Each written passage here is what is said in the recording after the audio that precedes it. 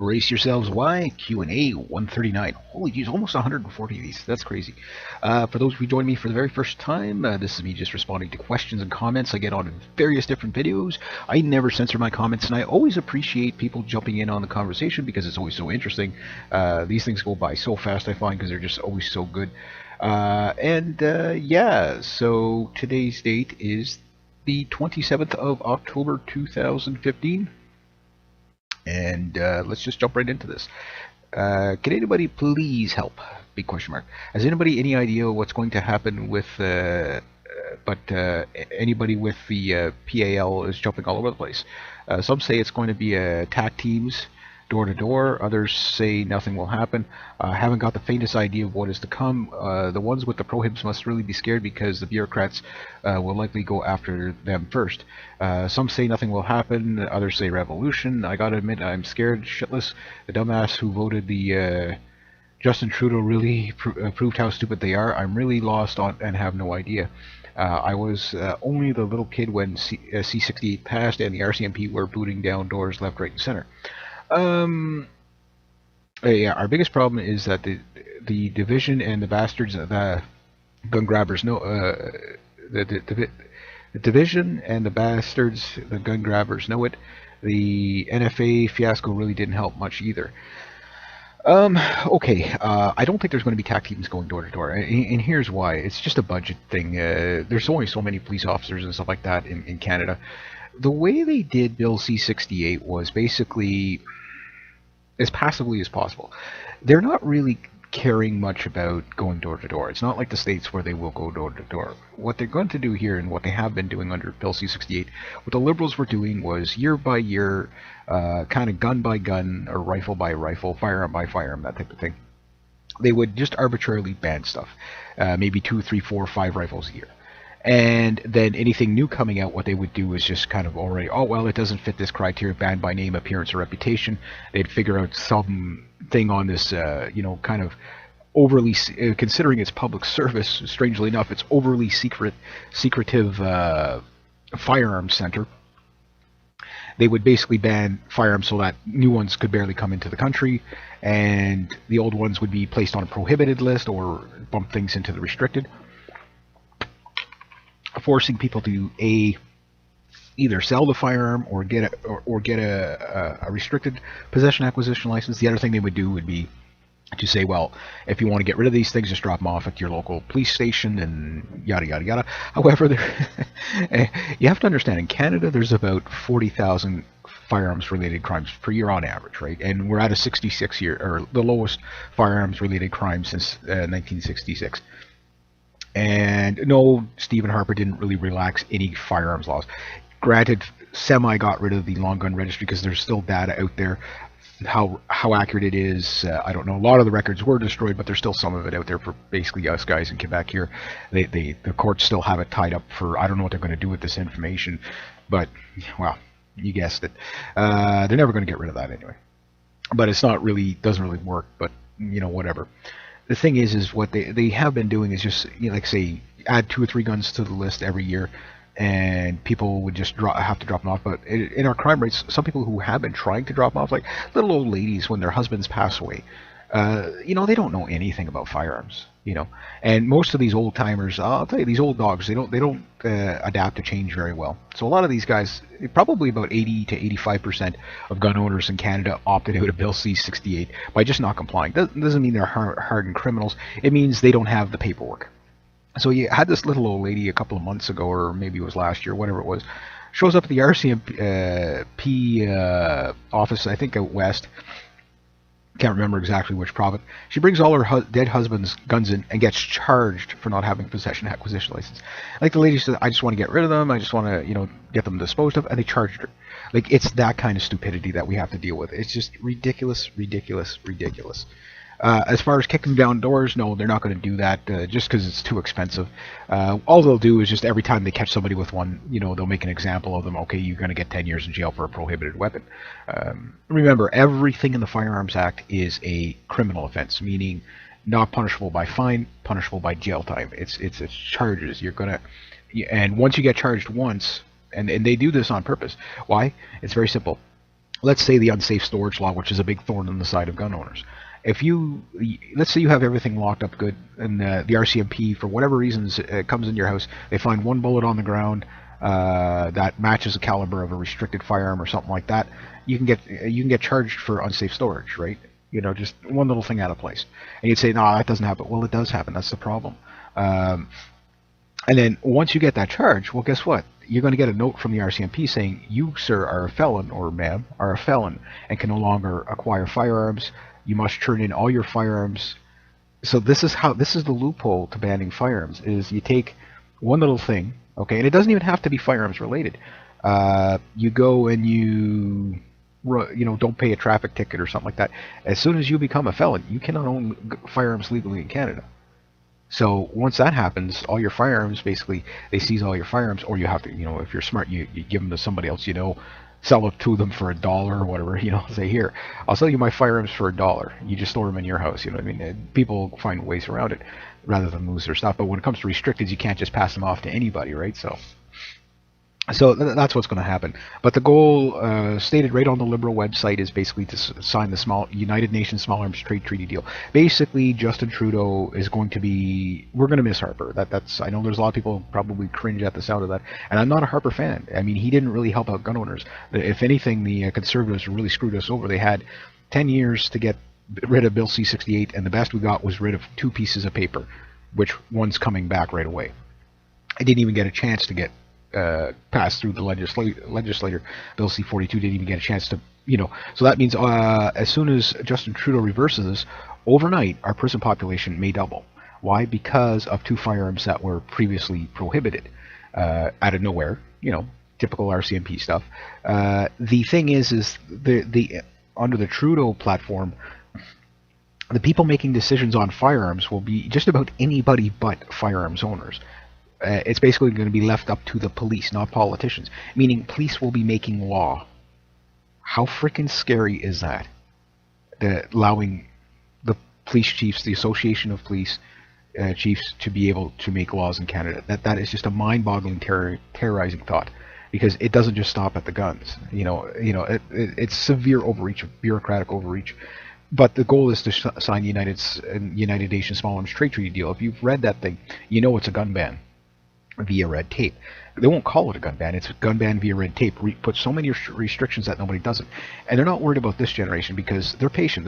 They know in about 30 years, when guys like me are dead and gone, most of the new generation is being brainwashed, and the next generation will be brainwashed as well to not want guns. So they'll just hand them over. Oh, this was my great uncle's. This was my great grandfather's. Whatever. They'll just hand this stuff over, and not realizing what they're really doing. And that's how these people think, right? So, but it all starts now. So, unfortunately, we have nobody in our corner right now. Not one single party can really get us anywhere. The Conservatives were never pro-gun. Some of their MPs were, but they weren't pro-gun. They really didn't get. With a majority government, they could have just, rather than do all these theatrics, they could have just passed legislation. Look, Justin Trudeau is going to get this done in probably 2, maybe 3 days. The whole thing is going to be done in a couple of days. They're not going to drag it out for 2 or 3 years. That's what the Conservatives were doing, just to make it look like they were on the side of gun owners. They weren't. They could have done it overnight. They could have revoked the whole thing. Do it in the first year. People forget by the 4th year, except for the gun owners. They'll vote loyalty all the time. But there was too many other things that I think the Trans-Pacific Trade Partnership was the big one. But people that are kind of stupid, because Justin Trudeau, he said he's going to read it first. He didn't say he wasn't going to sign it. Same with Thomas Mulcair. Thomas Mulcair, well, we're going to go through it and everything like that. Making it sound as if Harper was holding back the details. No, that's the agreement. Nobody's allowed to talk about it. It's beyond her. It was beyond Harper. Thomas Mulcair's not allowed to talk about it. Justin Trudeau can't talk about it. It's illegal for them to tell people what's in the Trans-Pacific Trade Partnership. And stuff like the United Nations It's a United Nations global governance handover is what it is. At the end of the day, yes, the corporation's on it, but it's one world government stuff. But as far as going door to door, I don't know. I don't see that happen. They might do that to a few people, but I don't know. I really don't know how we're going to get out ahead of this one. All I will say, though, is if anybody does anything violent, it will go against our cause. So from my cold dead hand types, that's going to play into exactly what they want. So we have to come at it a very sensible way. Obviously, no violence and no threats. That's the big one. If you threaten, that gives them the ammunition. So we have to, I think, keep doing what we were doing, kind of like the way I make my videos. Kill them with the statistics, kill them with kindness, kill them with education. That type of thing, because that does work. There's a reason why the CBC won't have a gun debate. Like they'll have their narrative, but they won't have a debate. Very rarely they bring on, and sometimes they do, Tony Bernardo. They'll bring on Wendy Cloutier from the Coalition for Gun Control, which is a UN-backed, it's a UN proxy there. That's what Bill C-68 is. It's UN adoption. And then, of course, Tony Bernardo, every time he goes on there, when she's on there, he just completely decimates her. Like, it just, yeah, you say this, this, and this, but here's what the actual statistics are. These come from Statistics Canada. These are peer-reviewed studies. You can't debate it. That's why they don't do it, because they know they'll lose. Because you have to look at the population in this way. 10% are completely anti-gun, ban everything. The other 10% are, from my cold dead hand, right? And 80% of the people are swayable one way or the other in the middle. But the problem with the 80% in the middle is these are typically moderate people, meaning you could get them with logic and reason. And almost anybody, there's almost no anti-gun arguments that I haven't ever been able to dismantle pretty much. Leaving them with only one argument of we think and we believe in how my emotions feel. That's the only thing they can usually do. There's very few things that are, anti-gun arguments that actually work.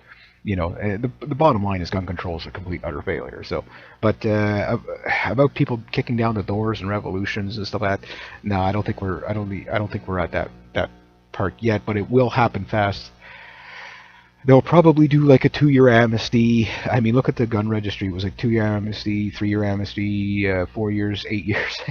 Yeah. Okay. Well, it came in the 1990s. It was like 2003. Okay, you got to register your guns now. People still weren't doing it. The problem is now is that a lot of they always were able to find you. This is the thing. There's several different. It's not one gun registry. It's several different registries. Basically, the Green Book. That's basically the first gun registry. The import-export logs of firearms coming into the country, which we've been doing since forever, is basically since 1966, 65, 66. We've been basically every firearm that comes into Canada basically is registered to the store that's going to sell it, and from there, whenever you show your license, just so you know, for you gun owners out there, if you're going to go and buy a gun legally in Canada, you have to show your possession acquisition license, because the Liberal government's worried about. I mean, these people don't even know what the gun laws are to begin with. Oh my God, it makes my head hurt. And the thing is you show that, they take down the number, they put it in the book. If your firearm magically shows up at a crime scene with the serial number still on it, they read the serial number, they go to a couple of local gun shops, they go through the Green Book, say, hey, do you got it? Yeah, sure. People say, well, no, why not just make a registry? Well, there's the thing about that is that it's such overreach. Giving the police the ability to ban a firearm on a whim, okay, and exactly where it is, sounds like a good idea, right, to the people that don't care. But it is a severe violation of rights when you think about it. It's property rights. Oh, well, guns aren't a right. But you got to stop looking at it like from the point of what the object is. What, is your house not a right? You know what I mean? And that's the thing. You have property rights to a degree in Canada, but you don't have full property rights. And this is what the real issue does lead to, is property rights. And people are out there, advocating for free, legalizing marijuana, and great, people got what they wanted. But the thing is sitting there saying, well, marijuana, users are a victimless crime and they hardly hurt anybody, and that's true. Well, same with gun owners. It's the same with gun owners. It's a handful of thugs that use firearms, misuse them. It's a handful of crazies once in a while that go over the deep end, But instead of treating crazy and dealing with criminal, instead, collective punishment against everybody who didn't do it. And anyway, scary times. But good comment. Just stay focused on what's going on. Don't get too much into the rabbit hole of revolution and stuff like that. Because I really don't see it getting to that. Not that it can't happen, but I really don't see it getting to that. Next one goes, Israel is about to time to sit down and do some diplomacy or let somebody else do it for you because the world is tired of bullshit games there and all the killing. It's not a way of God and not a way to conduct business. Yeah, the Israeli issue is Israel is definitely a tough issue for sure. If you continue the games there, Israel can be leveled off the map. That's true. Then they will have no more warring there. You can be solution or a problem by not coming to peace. Okay. Uh, actually goes. I would suggest you. Okay.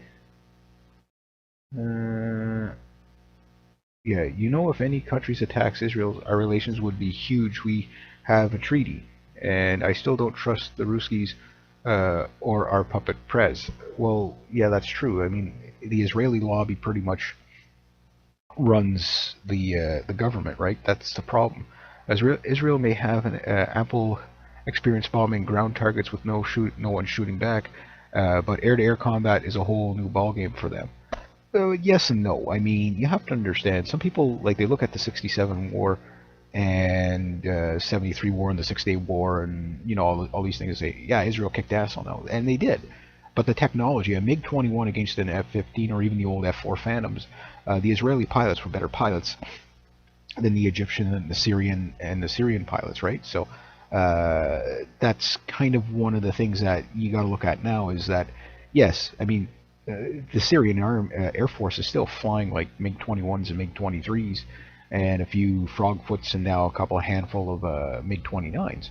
But the Russians aren't. The Russians are mostly have Su-24s there, but an Su-34 is every bit. Yes, it is a bomber, but it's those pilots basically trained flying against Su-27s and MiG-29s, which are very capable airplanes. And Su-30s are, pretty much state of the art. Somebody asked me, what would be a good airplane for Canada? Well, the Su-30 would be an excellent airplane for Canada. It's perfectly adapted for here. Russian climate, our climate's about the same. And the thing is that it's a very high capability fighter. I mean, it's big. It can carry a lot of weaponry. It's extremely maneuverable for its size. Long ranged, very powerful radar, especially on the Su-30. I think the variant that climbs the best is supposed to be the Su-33, the naval variant, and then of course the Su-35 is like their king dog fighter, right? That said, I would still say a modern MiG-29 or the MiG-35, which is hot rodded, high tech version of the MiG-29, are extremely maneuverable and in the hands of a capable pilot, especially modern day with the modern day weaponry. We're not talking 1960s, 1970s Soviet stuff that kind of works. We're talking weapons that hit their target almost 90 to 95% of the time. So yeah, the Israelis have never been up against that. And from time to time they still lose F-16s, and stuff like that. But that said, again, going toe to toe with the Russians, I don't think even the Israelis are that crazy. It's not the fact that the Israelis can't hold off the Russians in a few dogfights. It's the idea that Russia can wipe Israel off the map from Russia without even firing a nuke. Just get the warships to keep firing cruise missiles from the Caspian Sea 1,500 kilometers away. Israel can't deal with that. That type of thing. Next one goes. Valdo was brutal in Valdi's speech today. He said U.S. had created the whole world in Libya and Syria. That it was EU countries as vassals, and the U.S. supports funding trains terrorists worldwide. Good to see Canada pull out of Syria. Well, we're just pulling the fighters back. The guys are still going to be on the ground, so it's like 68 personnel or whatever that'll be on the ground. The Prez Putin is taking no prisoners. Prez Jinping is at PM Cameron's country house, which with 5 kitchens, 5. After being at the place with the Queen and signing 49 billion euro worth of trade deals in it's a coup. Well, the British have been kind of signaling that they're going to switch to the Chinese side. Look, the whole Rothschild banking system. Okay, it's kind of one of those things. They're trying to take over on the Chinese side, but the Chinese ain't going to have it. So if they can't have complete control, they'll still join the other side. They're gonna leave the sinking ship, right? Because they have no loyalty to anybody. But for example, the Chinese, I think there's a big Texas oil oil rigger or whatever that they're buying up right now. It's like a $1.3 billion. So everything that's going out of business in the States is being bought up by the Chinese. Yeah. And I think Britain is kind of jumping on that train too, because it's like, well, everybody knows the United States is going down. Look, even the former Prime Minister Stephen Harper, he was, telling us, look, the world economy is not stable. It's not stable. It's not stable. No other leaders out there saying that. Everybody will say, oh no, there's this terrific recovery, but there's not. People are seeing it. You got 60% unemployment in some EU countries on the youth. Yeah, it's global stagnation. The Baltic Dry Index is half of what it was last year, down from like something like 1,400 or whatever down to like 700. Meaning nobody's building anything. Caterpillar, something like I forget how many months in a row, like it's completely done. It's like it's only operating on bailout. Nobody's buying anything. Anyway. Q&A, is there technology which would wipe out all electricity, massive EMP? Yeah, it's called the sun.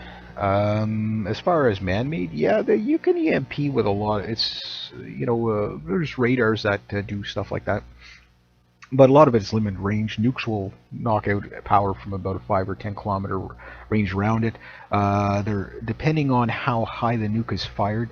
I forget what it was. It was a atmospheric test done in the I dare say 60s, where they fired a nuke into outer space and blew it up, and it knocked out like the power in half the eastern seaboard.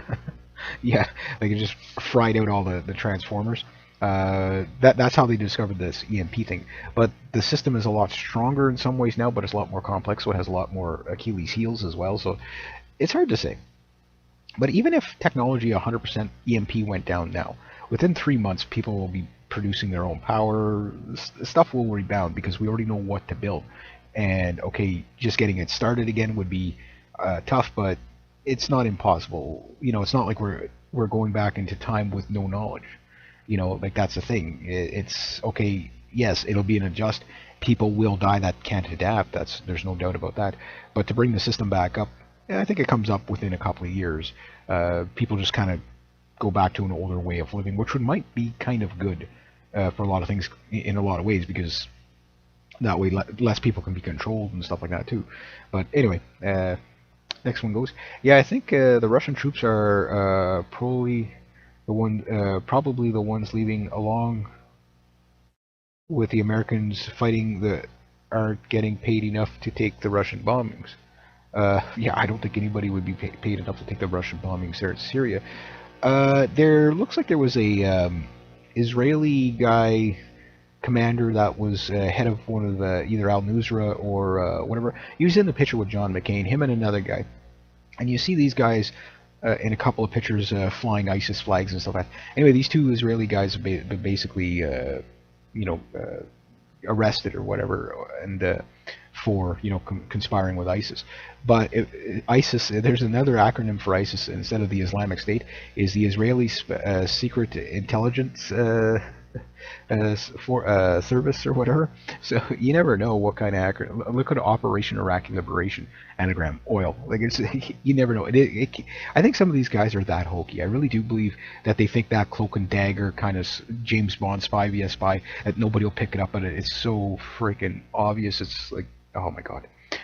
But yeah, and I was listening to some pro-Assad forces in Syria, and the guy was like basically saying, yeah, we're fighting for Assad. He says Turkey, and he was naming specific spots in Turkey where they were training up the ISIS fighters, and he was saying, yeah, they're backed by the West, they're backed by the EU, some EU countries, England and etc. etc. But he was basically picking out Saudi Arabia, Jordan, pretty much what everybody says. So and then if that's not official enough for you, you've got two high-ranking generals that.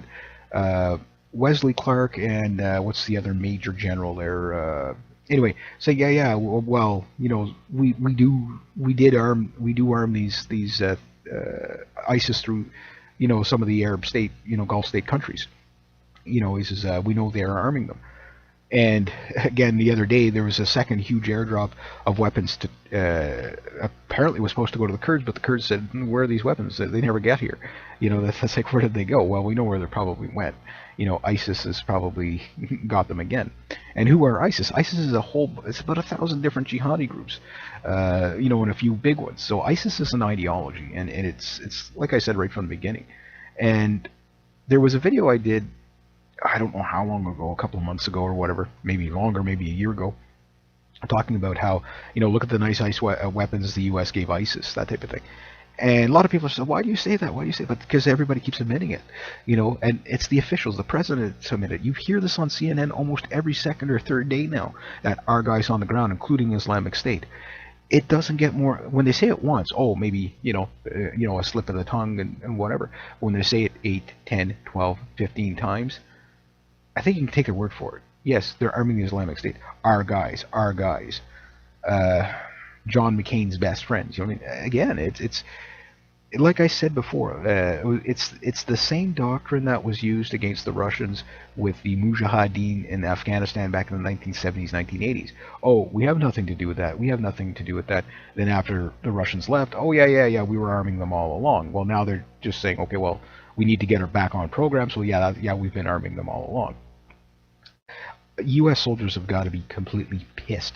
I mean, any soldier. Look at the British soldiers right now. They've got to be completely pissed, especially with Tony Blair saying, well, yeah, okay, it was a lie, and yes, we are kind of responsible for the Islamic State, no doubt about that, but we had to get rid of Saddam.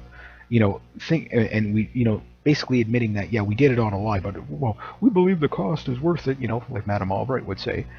And the thing is that when you think about it, okay, these people just have no knowledge, or not knowledge, no clue of the pain and suffering they have caused people around the world. They have no inclination of their wrongdoings, and they cannot admit that they're wrong.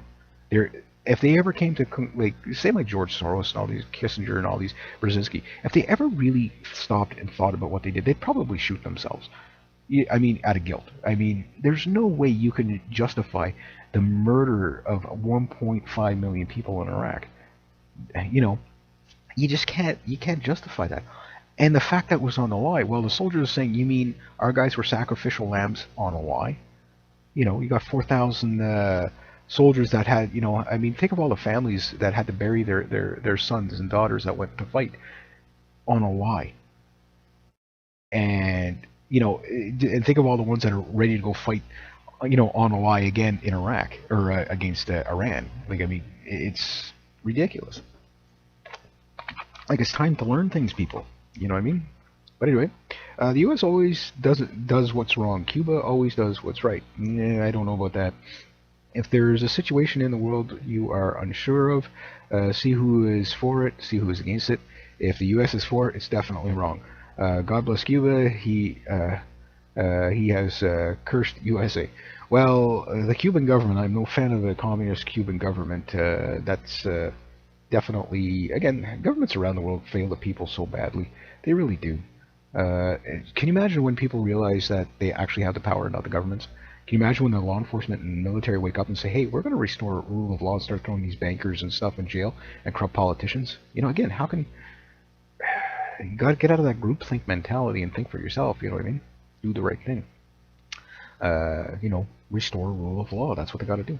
Next one goes 369. The Goose Dark Wine. Monkey chew tobacco on a streetcar line. The line broke. The monkey got choked, and all went to heaven in a little rowboat. Clap, clap. Okay. Again, I never know what kind of comments I'm going to get, but I'll say that one's definitely interesting. Thank you very much. I sometimes wonder if the U.S. is trying to weaponize Islam. Yeah, for sure. With the way they are trying to weaponize everything. I think that what they were trying to achieve in Gitmo and Abu Ghraib, that's why they let them go back to their home countries to cause fitna and at home.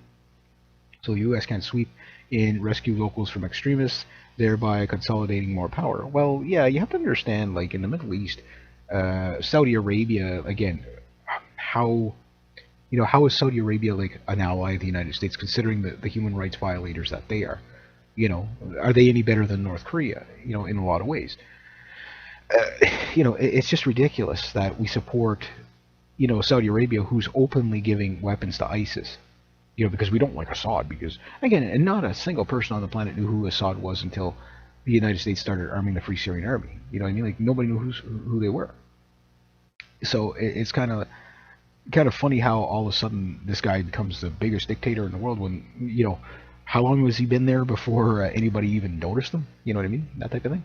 But what they did notice was the gas pipelines, right? It's always the same thing: oil, money. It's never about the women and children of democracy. If you believe that, you're just an idiot at that point. At this point, because you know, Saudi Arabia, they got the Sunni side of things, and they're going along with that, right?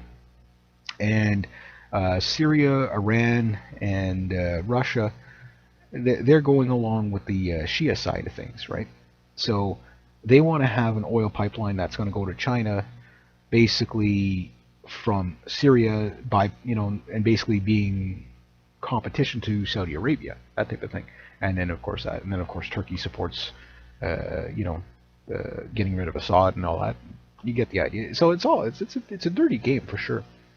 And I'm always speaking of the governments, not the people, right? So because the people are just the people, right? They don't really make these big decisions that get us into all these big problems. Most people just want to live their daily lives. The push for multiculturalism is only in areas of the world where there are white people. The people pushing for it seem to have an idea that diversity means less white people. Well, it kind of does. I mean, multiculturalism. Okay, here's a multicultural country. You got a Scotsman, an Irishman, a Brit, an Australian, a New Zealander, and I don't know, maybe somebody from Wales. Okay, so you got multicultural there. So no, they're all white people. No, that's race you're talking about. Multicultural. We could add the French in there. We could add some Swiss and some Swedes and some Norwegians, some Russians, some Ukrainians. What else? Some Germans. We could throw them in there. Yeah, that's multicultural. Of course, that's multicultural. You know, everybody has, you know, go to Poland, you got the Polish, again, different culture. So these are all different cultures, for sure. They all have their different belief systems, everything like that. But multiculturalism doesn't really mean that, because what they're really talking is multiracial. Because if you look at the immigration system, particularly here in Canada, we almost only take from China, India, Philippines, Somalia. Those countries are the top countries that we take from. And only usually non-white countries we take. It doesn't mean that anybody from Europe can't come here. Some make the argument that the reason why they don't come here is because the quality of life in Europe is about the same here, so there's no reason for people to uproot and leave, right? But that said, we are taking an awful lot of people that, you know, are not white at all. So when you look at it, multiculturalism really means multiracial. That's what they're, you know, but they don't want to call it that. They want to call it multicultural. You know, so it's kind of funny that they label it like that, but what they're really after is getting rid of white people. That's maybe not getting rid of them, but losing the majority demographic is what they're going for. But I think it's the unintended consequences, which just to give you an idea, like here in Canada, we're pretty mellow here. Most of our immigrants here settle in quite well.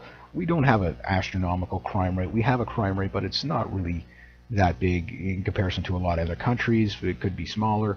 Most of the crime we do have is like gang related and stuff like that.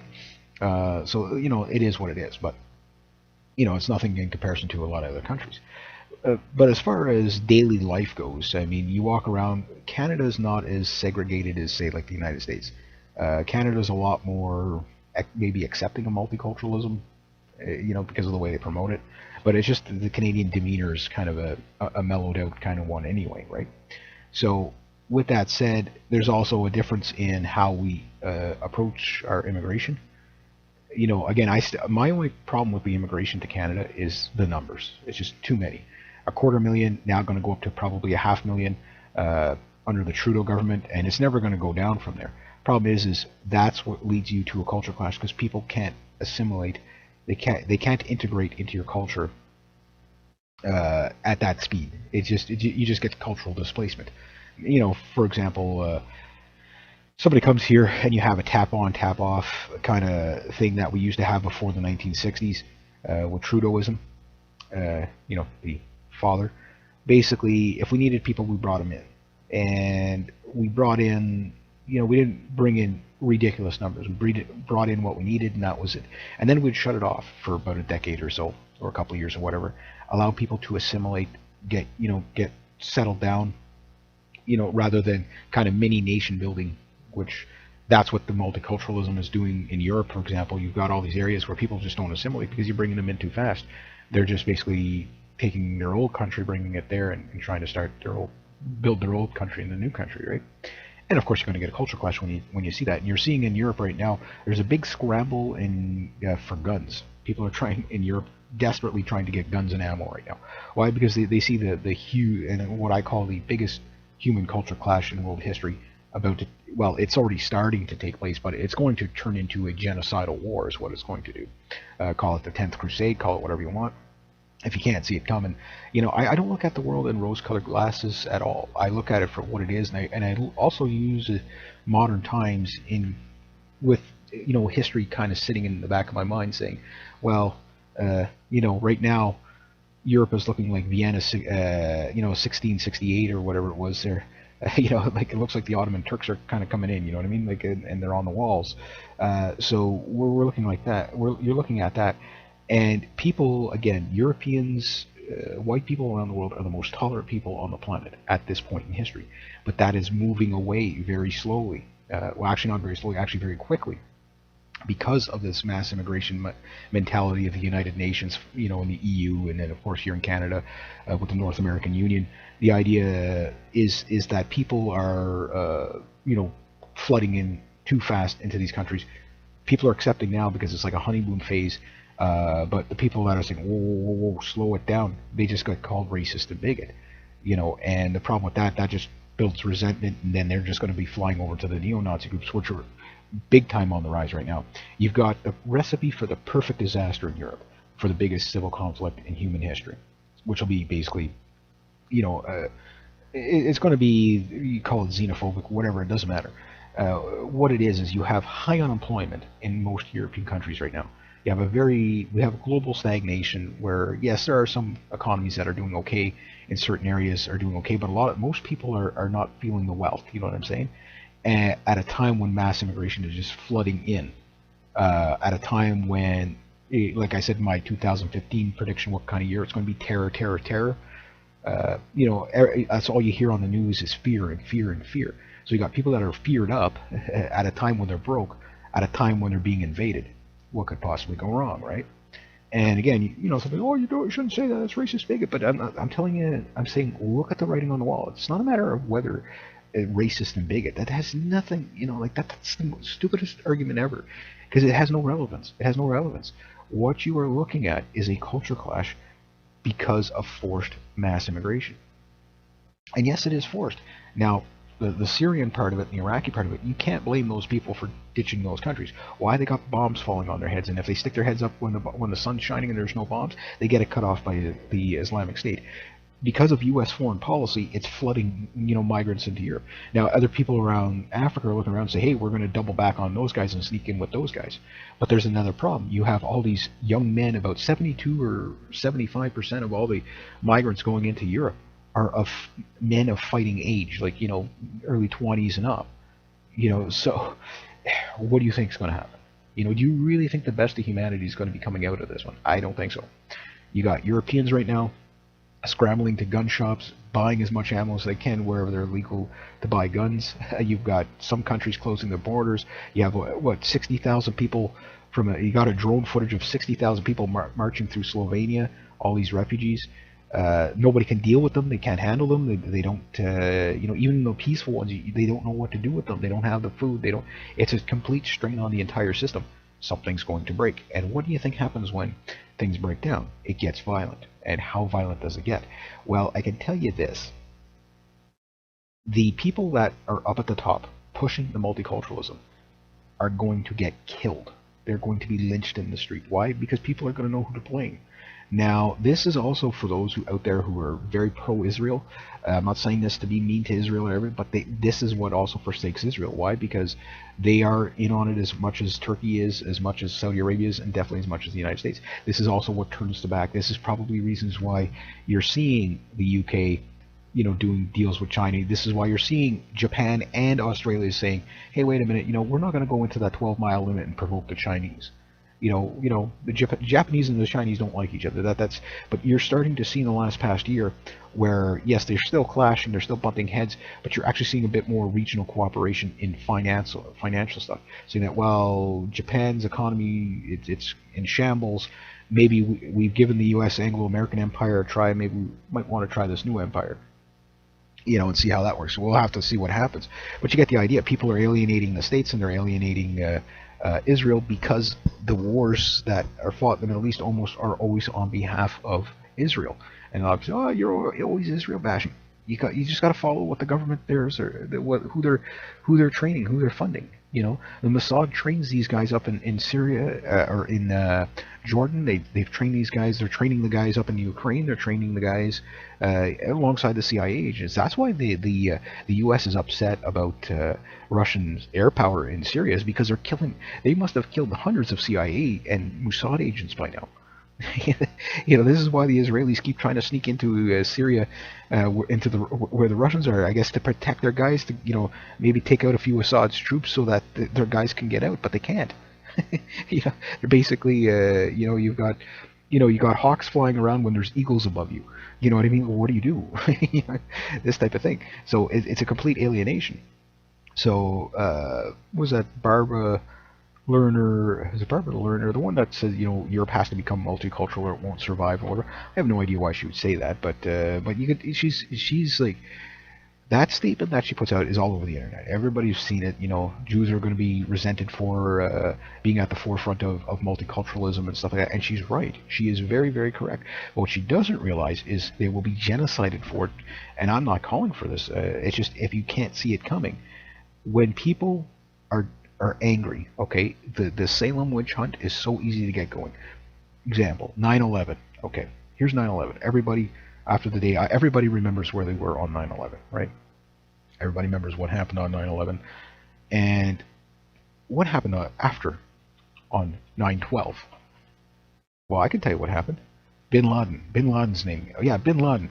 This guy was a former CIA trainee, trained up to fight, with the Taliban, or the previous Taliban, the Mujahideen, which got taken over by the Taliban, to fight the Russians and stuff like that. So he was a CIA plant right from the get-go, or trainee, right? And he's made his way into Pakistan, all over the news, made his way into Pakistan. We know roughly where he is. He's in these big manufactured underground caves, big underground bunkers full of nukes and everything like that, which there never was. It was a CNN propaganda. So they built it up. But he's in Pakistan. He's in Pakistan. Yes, it was him. Him and his Al Qaeda guys claimed, what you call it? They claimed that they did it, and stuff like that. It was Bin Laden in Pakistan. He did it. He's over there. Let's go attack Iraq and Afghanistan. And everybody in their Salem witch hunt mode said, yeah, let's go do it. Weapons of mass destruction, let's go do it. And now we find out years later, a 13-year war for Canada, and God knows how many years it's going to be for the United States. They're still fighting in Iraq and Afghanistan, maybe not in large numbers, but they're there. On a lie. The whole thing is a lie. So when people are seeing this, it's like, okay, well, the jig's up. Okay, and we know who's funding ISIS and stuff like that. And they also know, well, because of ISIS, that's where all these refugees are coming from. And because it's the same people that, in the UN and stuff like that, that are always on, the same players all the time. Again, what do you think is going to happen to those people when they start blaming? Again, that's Salem witch hunt. It's not a matter of whether you agree with me or disagree with me on whether you like Israel or not. That's not really going to be relevant. It's the idea is that's where the anger is going to be directed. So they're going to be forsaken too. And you're kind of seeing it from some countries where they're like, we're not going to help them bomb Iran, because, they're sitting there, saying, oh, well, Iran is basically going to have a nuke in the next 5 minutes. They've been saying it for 35 freaking years. Iran hasn't attacked anybody in 200. in over 200 years. So and I'm not a fan of Iran. Don't the Iranian government? The hell no. But again, let sleeping dogs lie. If we leave them alone, chances are their track record shows that they'll probably leave us alone. And if you don't like them, just don't do trade with them. That's simple. But that's not what the Middle East is about. The Middle East is about control, and it's tribal. The Saudi Arabia and the Israelis want to run the area, and the Turks, they want to run the area. From a tribal kind of Sunni kind of point of view. So that's what a lot of the destabilization is about. We're talking thousands of jihadi groups throughout the Middle East, which Assad had control over, which Gaddafi had control over, which Saddam had control over. None of these guys I would consider putting on the president of the year kind of list as good guys, definitely. But these guys were stability in the region, and because of U.S. and Israeli intervention, through U.S. foreign policy in the Middle East to destabilize these countries, well, it's led to a lot of hatred. Paul Craig Roberts summed it up. He says, yeah, that's the whole point of the U.S. foreign policy, is to create as much hatred for Israel and the United States as possible, so that they always have an enemy. So that they could justify the war on terror, the war on all the military-industrial complex. But it's failing. It's failing big time because they can't control it. And when they lose control of that, particularly in Europe, it looks like genocide. You're going to have people killed left, right, and center. I don't know where the biggest clash is going to break out, but just imagine 20,000 on 20,000 in the middle of Dresden, Germany, just cracking each other over the head with baseball bats, lamps, shooting each other, swords, knives, chairs, lampshades, whatever it's going to be. Poking each other in the eye, slingshot and a marble, whatever the heck they're going to be beating each other over the heads with. That clash is coming. You have the Pagea out there. These guys, they're sucking in the moderates. That's what you have to understand. Yes, on the very fringe elements, yes, there's neo-Nazis there and stuff like that, and they have laws in Germany about not promoting neo-Nazism and stuff like that. But it's growing because of the discontentment from the mass immigration. So how do you stop it? Well, you have to stop the immigration. Poland, the Polish prime minister saying, or the Slovenian prime minister, Hungarian prime minister saying, refugees are not welcome here if they come illegally. We'll arrest you. So at some point it goes from, okay, we'll arrest you on the border, to beat down on the border, and there have been clashes on these borders. Again, it doesn't make it on the mainstream media, but the clashes are all over these borders. And then you got the guy in Slovenia saying, hey, look, this is going to lead to the breakup of the EU. And I'm thinking that is one of the goals, is so that the bankers can say, oh, no, it was the refugees that destroyed the EU, not us. But it won't matter, because those bankers, they're going to be put on the hook too. The difference in this date and time than we've ever been in history is the fact that people have access to information that wasn't once previously thought of. And it's hard to hold, like John Kerry said, the internet makes it hard to govern. No, it doesn't. It makes it hard to lie. And people can call you bullshit. But the problem is, what they don't realize is that, yes, the masses will always take to the street and throw Molotov cocktails and beat each other over the head, and that's what protesters do. But it's the people who really have an axe to grind and have a list of names.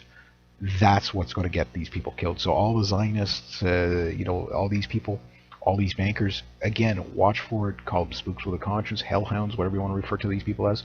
They are going to come out. I don't know when. Okay, it took me 2 years before my Hydra guy showed up, who just happened to be ISIS. But you could see it coming. I just don't have dates and times. And there's a lot of things I've predicted, not to the T, but the generalized kind of, yes, this is going to lead to some sort of reaction. 2 plus 2 is going to make 4, always. No matter, it will autocorrect from the 2 plus 2 making 5. It will always autocorrect. And when it does, again, you're going to just watch for, particularly bankers. We're going to see another round of banker deaths, bizarre banker deaths again, I think very, very shortly. And during the collapse, you're going to see politicians they're going to be hanging from street lamps. I'm still waiting over there in Ukraine. I'm sure there's going to be a coup at some point. It's kind of died down a bit there, but I think at some point you're going to see, the right sector just walk into their parliament and just shoot everybody. Maybe it'd be them, maybe it'd be another smaller group, spin-off group, whatever. But that's going to happen there. It's ripe for the picking. Next one goes. Geez, these things just go so fast. But they're always so good. Yeah. Next one goes. Su-27 can take so much fuel internally and it seldom uses drop tanks. The only fuel up 100% on ferry missions, not combat missions. That makes sense because it's like 20,000 pounds of fuel, right? They will not have competed complete performance and full fueled, but long-range naval missions is useful to be able to tank up as much as it takes time to dump fuel in the air if the enemy shows up there. Here is where some drop tanks can be fuel, but the SU maneuvers good with quite a lot of fuel on board. Only not 100% is too much. Also, there is also air front for the risk increase that further you leave friendly airspace behind. The SU fueled up 100% flew its max operational range, then the enemy would have hours to try to shoot them down. Kind of, yeah.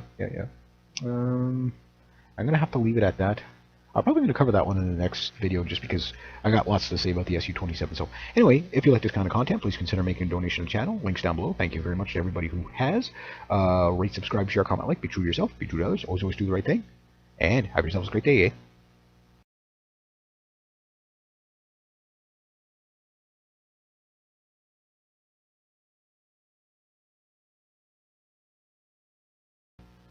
G'day, hi, and welcome. Brace yourselves, Q A 139. Holy geez, almost 140 of these. That's crazy. For those of you joining me for the very first time, this is me just responding to questions and comments I get on various different videos. I never censor my comments, and I always appreciate people jumping in on the conversation because it's always so interesting. These things go by so fast, I find, because they're just always so good. Yeah, so today's date is the 27th of October 2015. And let's just jump right into this. Can anybody please help? Big question mark. Has anybody any idea what's going to happen with? Anybody with the PAL is jumping all over the place. Some say it's going to be attack teams, door to door. Others say nothing will happen. Haven't got the faintest idea of what is to come. The ones with the prohibs must really be scared because the bureaucrats will likely go after them first. Some say nothing will happen. Others say revolution. I gotta admit, I'm scared shitless. The dumbass who voted the Justin Trudeau really proved how stupid they are. I'm really lost on and have no idea. I was only the little kid when C-68 passed and the RCMP were booting down doors left, right, and center. Yeah, our biggest problem is that the division and the bastards, the gun grabbers, the division and the bastards, the gun grabbers know it. The NFA fiasco really didn't help much either. Okay, I don't think there's going to be TAC teams going door to door, and here's why. It's just a budget thing. There's only so many police officers and stuff like that in Canada. The way they did Bill C-68 was basically as passively as possible. They're not really caring much about going door to door. It's not like the States where they will go door to door. What they're going to do here, and what they have been doing under Bill C-68, what the Liberals were doing was year by year, kind of gun by gun, or rifle by rifle, firearm by firearm, that type of thing. They would just arbitrarily ban stuff. Maybe 2, 3, 4, 5 rifles a year. And then anything new coming out, what they would do is just kind of already, oh, well, it doesn't fit this criteria, banned by name, appearance, or reputation. They'd figure out some thing on this, kind of overly, considering it's public service, strangely enough, it's overly secretive firearms center. They would basically ban firearms so that new ones could barely come into the country, and the old ones would be placed on a prohibited list or bump things into the restricted,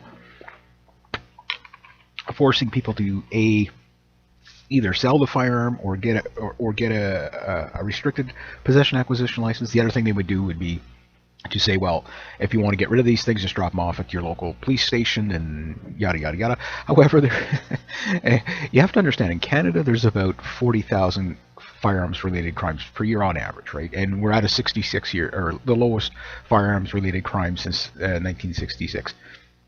And no, Stephen Harper didn't really relax any firearms laws. Granted, semi got rid of the long gun registry because there's still data out there. How accurate it is, I don't know. A lot of the records were destroyed, but there's still some of it out there for basically us guys in Quebec here.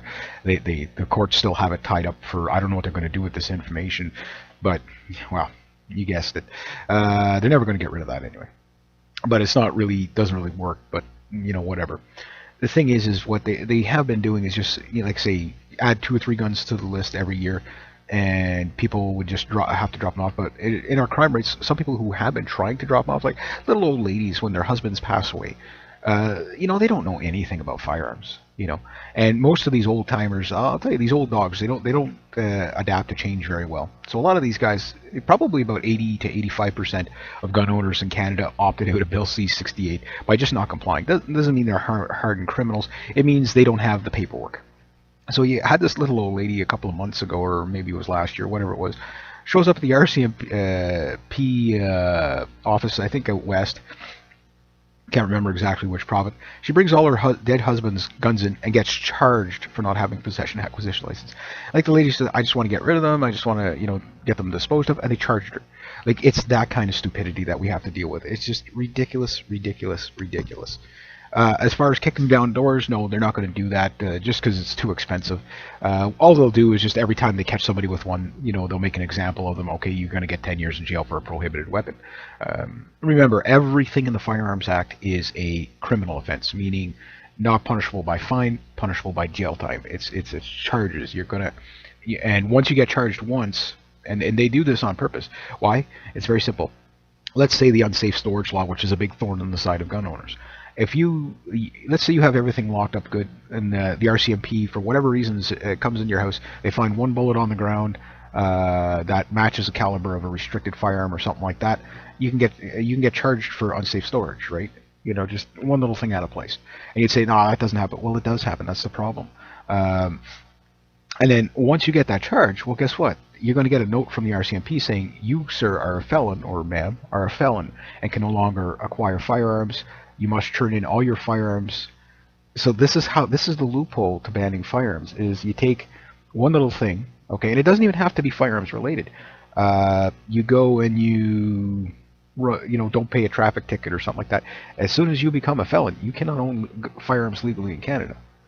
So once that happens, all your firearms, basically, they seize all your firearms, or you have to, if you're smart, you give them to somebody else, sell it to them for $1 or whatever, say, here, I'll sell you my firearms for $1. You just store them in your house, what I mean? People find ways around it rather than lose their stuff. But when it comes to restricted, you can't just pass them off to anybody, right? So that's what's going to happen. But the goal, stated right on the Liberal website, is basically to sign the United Nations Small Arms Trade Treaty deal. Basically, Justin Trudeau is going to be. We're going to miss Harper. That's. I know there's a lot of people who probably cringe at the sound of that, and I'm not a Harper fan. I mean, he didn't really help out gun owners. If anything, the Conservatives really screwed us over. They had 10 years to get rid of Bill C-68, and the best we got was rid of 2 pieces of paper, which one's coming back right away. I didn't even get a chance to get passed through the legislator. Bill C-42 didn't even get a chance to, So that means as soon as Justin Trudeau reverses this, overnight our prison population may double. Why? Because of 2 firearms that were previously prohibited out of nowhere.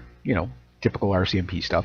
The thing is the under the Trudeau platform, the people making decisions on firearms will be just about anybody but firearms owners. It's basically going to be left up to the police, not politicians. Meaning police will be making law. How freaking scary is that? Allowing the police chiefs, the Association of Police Chiefs, to be able to make laws in Canada. That is just a mind-boggling, terrorizing thought. Because it doesn't just stop at the guns. It's severe overreach, bureaucratic overreach. But the goal is to